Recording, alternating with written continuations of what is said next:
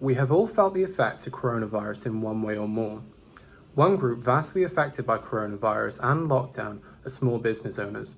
I spoke to two small local business owners to see how the pandemic has affected them. Well, as you know, we're a relatively new business, but we're expecting it to be affected, of course, because everything's cut to half or even more. You know, we were less tables, and I think people are still quite scared to go out in the quantities they did before.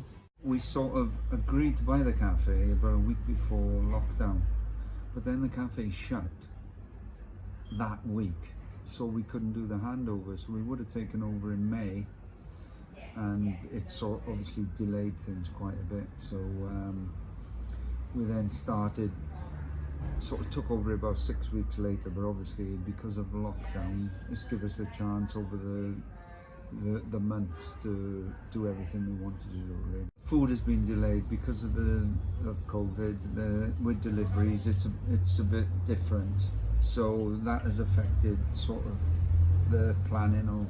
We're probably a week behind schedule to what we would have liked, you know. How did the pandemic affect your business as a whole? It didn't. It helped me start off because as I started it through lockdown, obviously I was getting quite busy and people were obviously ordering a lot of cheesecakes. So yeah, it didn't really affect me at all. So had to wear gloves, keep everything obviously clean, put a chair out the front so people can collect off of that, so I was 2 meters away from them. Yeah, how has life been transitioning from the Cheesecake Kitchen back into your old routine of hairdressing? So obviously to start with it was quite hard because I went back full time.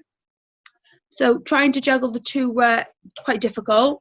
It's nice to be back doing what I've done for many years. But now it's nice to be able to juggle the two together. So obviously on my days off, as I'm part-time, I can just make the cheesecakes as I had planned as my little hobby.